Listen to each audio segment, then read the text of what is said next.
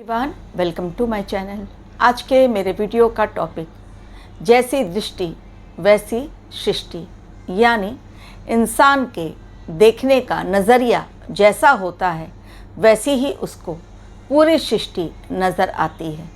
कुछ लोग इसी सृष्टि में सुख देख लेते हैं, कुछ लोग हर पल हर तरफ सिर्फ और सिर्फ दुख और कष्ट को ही देख पाते हैं। मान लीजिए एक ग्लास है जो आधा भरा हुआ है और आधा खाली है। अब अगर दो इंसानों के सामने उस ग्लास को रखा जाता है तो एक कहता है कि आधा भरा हुआ है, यानी पॉजिटिव इंसान है, दूसरा कहेगा आधा खाली है, यानी वो इंसान नेगेटिव है। इस एग्जाम्पल को आप लोगों ने बहुत बार सुना होगा। आज के मेरे वीडियो का टॉपिक यही है, जो कल की अवतार कार्य करने के लिए आए हैं युग परिवर्तन में, वो किन चीज़ों को बदलना चाहते हैं। आज हर इंसान सामने वाले में बदलाव देखना चाहता है, लेकिन वो खुद के ऊपर काम नहीं करना चाहता, यानी खुद को बदलना नहीं चाहता। ये आपको मैं एक एग्जाम्पल से समझाना चाहूँगी। अगर आप किसी पथरीले रास्ते पर चल रहे हैं, उन कंकड़ों से लगने वाली चोट से बचने के लिए क्या आप वहाँ पर कारपेट बिछाएंगे या खुद के पाँव में चप्पल या जूते पहन लेंगे? तो आप कहेंगे हमें कारपेट बिछाने की क्या ज़रूरत, हमको क्या मतलब है कि पूरे रास्ते पर कारपेट बिछे या ना बिछे, हम अपने आप को बचा लें। इसलिए खुद के प्रोटेक्शन के लिए हम पाँव में चप्पल या जूते का इस्तेमाल कर लेंगे। ठीक यही नियम प्रकृति के लिए भी लागू होती है, यानी जब हम दूसरों को बदलने की कोशिश करते हैं, सामने वाला तो नहीं बदलता, लेकिन हम उनके चक्कर में अपने आप को बदलते चले जाते हैं। हमें नहीं समझ में आता कि हमारा देखने का नज़रिया लगातार बदलता जा रहा है इस दुनिया को, और जब हम सामने वाले में बुराई देखते हैं तो हमारी सोच भी उसी प्रकार की हो जाती है। एक मनोवैज्ञानिक ने बहुत खूब कहा है, यदि आप अपने नज़रिए को बदल लें तो आप दुनिया में हर जगह सिर्फ और सिर्फ खुशियों को ही देख पाएंगे। लेकिन आज का इंसान खुशियों को पकड़ने के बजाय दुख को ज़्यादा ज़ोर से पकड़ रहा है। आहार लेने के पहले ये ज़रूरी नहीं कि सिर्फ उसके द्वारा आपकी भूख शांत हो, बल्कि आप किस प्रकार की डाइट ले रहे हैं, यदि आप उसके प्रति जागरूक होते हैं तो वो आहार आपके लिए अमृत बन जाता है। और यदि सिर्फ आपने बिना सोचे समझे अनजाने में कोई भी ऐसा फूड ले लिया जिसको बस सिर्फ लेना है जल्दबाजी में, क्योंकि आपका ध्यान तो कहीं और है और आपको बस अपने जीभ का स्वाद देखना है, तो वही फूड अंदर जाकर आपके लिए पॉइजन बन जाता है, जैसा कि आजकल हो रहा है। और फिर लोग पैसे खर्च करते हैं जिम में जाकर, ताकि खुद को वो फिज़िकली स्ट्रॉन्ग रख सकें। कभी भी दूसरों से हमें कंपीट नहीं करना चाहिए। दूसरे जैसे हैं वैसे हैं और हम जैसे हैं, हमें अपने आप को बदलने की कोशिश करनी है, ना कि दूसरों को। प्रेमचंद ने बहुत अच्छी बात कही है कि एक इंसान पहले इंसान बने, ना वो भगवान बने और ना वो शैतान बने। कितना ही अच्छा हो यदि वो इंसान बन जाए और खुद पर ध्यान दे। आज आसपास का माहौल ऐसा है कि हम ना चाहते हुए भी अपनी सोच को स्थिर नहीं रख पाते। साइकोलॉजिस्ट कहते हैं, यदि दिन भर में आपने अपने मस्तिष्क में और अपने मन में एक बैलेंसिंग सिचुएशन बना ली, बैलेंस करना सीख लिया अपने मन को और माइंड को, दोनों को, तो आप कभी भी किसी भी कठिन परिस्थिति में घबराएंगे नहीं। क्योंकि जैसी आपकी सोच रहेगी, आप एक सोच को, एक थॉट को क्रिएट कीजिए और उसी सोच को लगातार आप प्रैक्टिस में लाइए। आप देखेंगे आपकी सोच के अकॉर्डिंग आप धीरे धीरे उसी प्रकार के इंसान बनते जा रहे हैं। ये मनोवैज्ञानिक ने साबित किया है कि इंसान जैसा सोचता है उसकी सोच के अकॉर्डिंग उसके जीवन में भी उसी प्रकार के बदलाव देखने को मिलते हैं।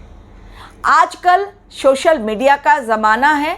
लोग सोशल मीडिया पर ऐसे ऐसे वीडियोस देखते हैं जिन्हें देखने के बाद उनके दिमाग में बहुत सारे नेगेटिव थॉट्स आ जाते हैं और उन नेगेटिव थॉट्स के कारण उनकी अपनी सोच भी बदलती जाती है, जिसका असर उनके खुद के ऊपर भी पड़ता है।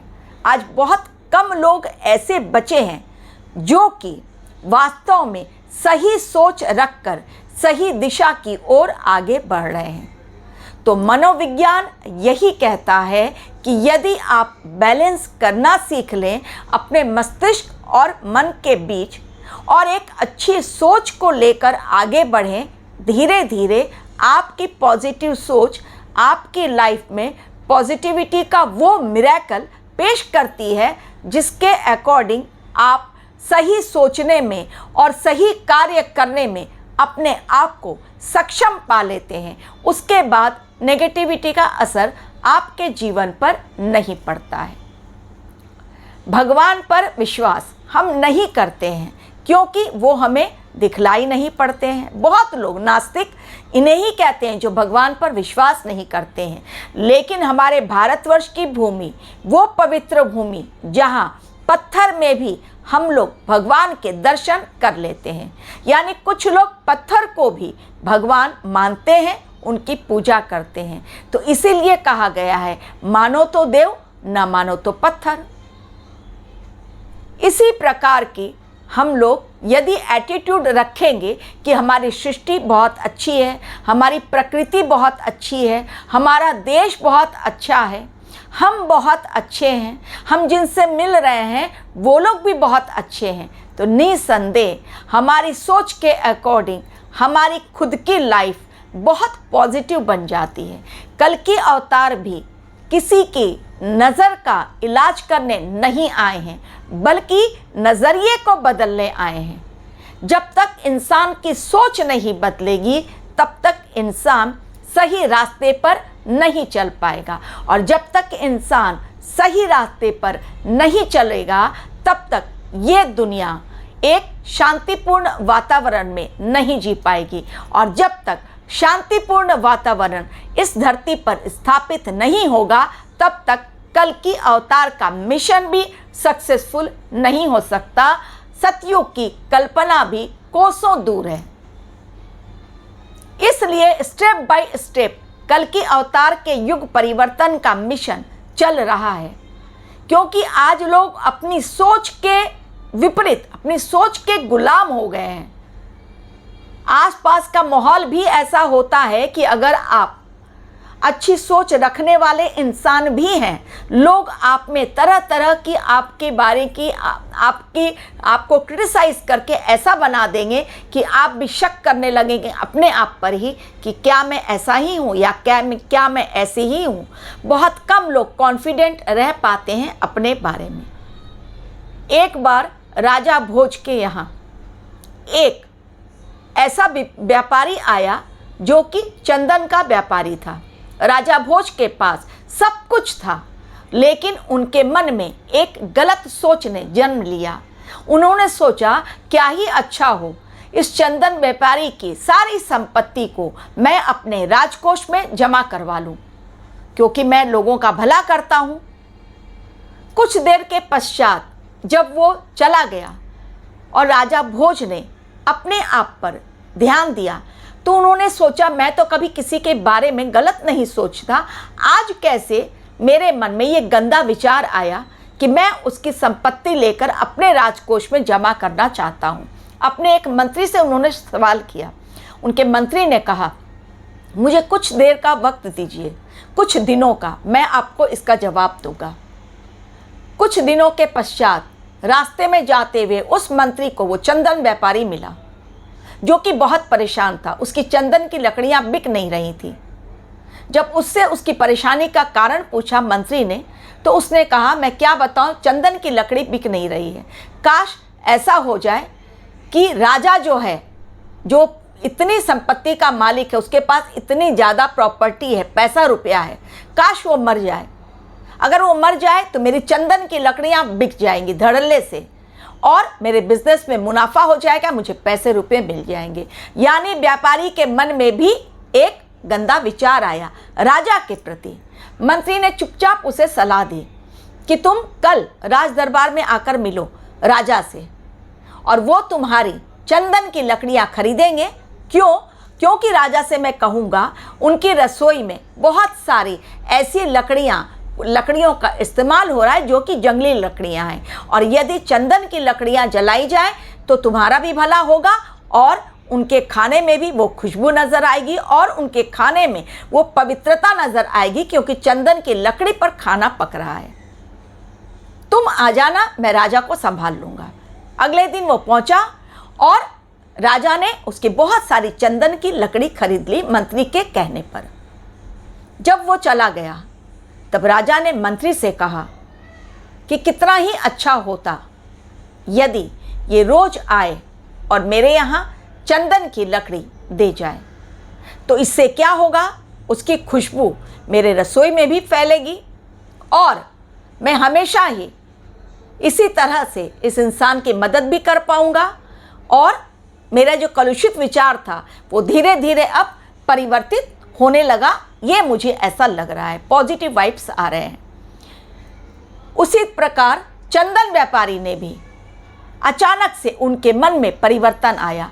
अगले दिन जब मंत्री उससे मिले तो उन्होंने कहा, काश भगवान इस व्यापारी को बहुत लंबी उम्र दें, इस राजा को बहुत लंबी उम्र दें, ताकि मैं हर दिन राजा के महल में जाऊं और अपनी चंदन की लकड़ी बेचूं। मुझे तो पूरे संसार में घूमने की ज़रूरत ही नहीं। देखिए, जब एक दूसरे के मन में एक दूसरे के प्रति अच्छे भाव उभरे, तब अचानक से ही दोनों का मन एक दूसरे से जुड़ने लगा।